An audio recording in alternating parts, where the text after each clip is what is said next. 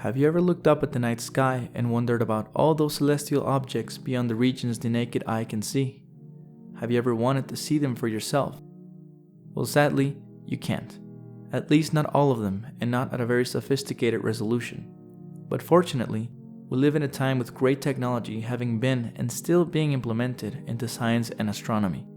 Enough so that the results from, say, Chandra Observatory, the Hubble Space Telescope, the more recent James Webb Space Telescope, and many others have brought great contributions to our knowledge of the universe and are constantly reminding us all that astronomy is cool. Well, in this video, we'll explore some of the most beautiful and interesting objects in the universe that we've come to know thanks to these technological advancements and scientific collaborations. Let us then begin our journey right around the corner, at least in astronomical terms, going around 650 light years from home to visit the eye figure of the Helix Planetary Nebula, a cloud of ionized gas expelled from a star at the end of its life, right before turning into a white dwarf. It is in fact the same phenomenon from its more distant twin, the Ring Nebula. However, at 2,500 light years from us, this planetary nebula has much more sophisticated outer shells. The nebula expands at close to 30 kilometers per second, almost the same as the Helix Nebula.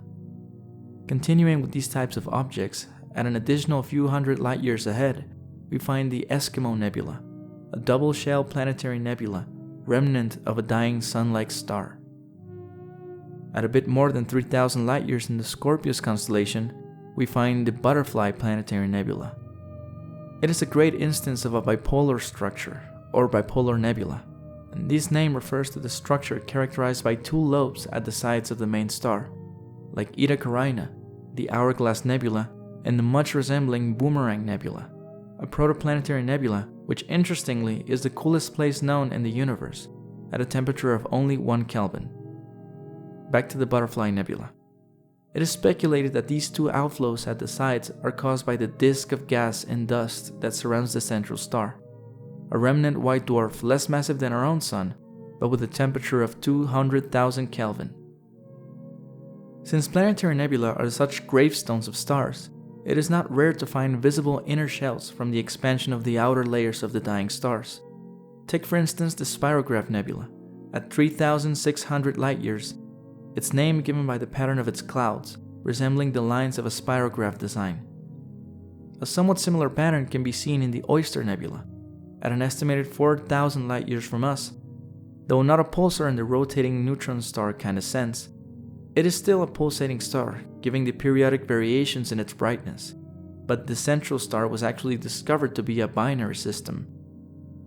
Interestingly, the spectral lines of this system are similar to that of Wolf-Rayet stars. These are rare, hot, and massive stars devoid of their outer shell by strong stellar winds, with particular spectral profiles with ionized helium, nitrogen, and carbon.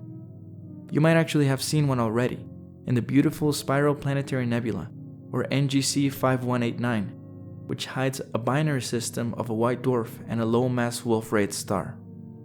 A textbook example of these kinds of stars is actually one of my favorites, WR124. At 21,000 light-years away and 40,000 Kelvin, it produced a giant nebula, M167, that is 6 light-years across, and which expands at 41 kilometers per second. It is also traveling away from the Milky Way galaxy at the staggering pace of 200 kilometers a second, only 100 kilometers a second less than how fast the Andromeda galaxy is approaching us. At around 6,500 light-years from us, we have the Crab Nebula, a beautiful cloud in the Taurus constellation, originally identified to be a supernova remnant. However, this was not the whole story, because eventually, scientists started reporting pulsating radio sources from the direction of the nebula. And after a little observation, its true nature was revealed, and we can actually see it now, hidden in between the wavelengths of the light it gives off. See, if we observe the object at different colors and types of radiation, we can now see in the middle a hidden 20-kilometer pulsar, that is, a rapidly rotating, magnetized, and therefore pulsating neutron star. It was then noticed that with a rotation of 30 revolutions per second, the wind produced by this little star actually dominated the inner part of the nebula. Right now, This nebula is expanding outwards at about 1,500 kilometers a second, and it is one of the brightest gamma ray sources in the sky. At almost 6,000 light years from the Earth, we find the Eagle Nebula, home to one of the most popular celestial objects in astronomy, the Pillars of Creation, a large region of star formation originally revealed by the Hubble Space Telescope. However, as you may know, recently the James Webb Space Telescope captured the Pillars of Creation at a resolution never seen before. Lastly, a bit farther away in the direction of Cassiopeia, we find the Bubble Nebula, a somewhat spherical shape produced and heated by the stellar wind of its central star. It is what's called an emission nebula due to the multiple wavelengths emitted by its ionized gas.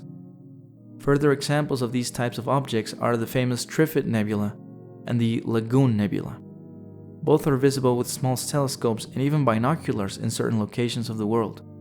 However, don't try to compare what you'd see that way with the false color constructions or time exposure photographs that we usually see. And that's it for this video. Obviously, there are countless more objects in the universe worth exploring, so let me know if that's something you'd want to see, or if you know of other interesting things I left out. Consider subscribing if you like this type of content, and I'll see you in the next one.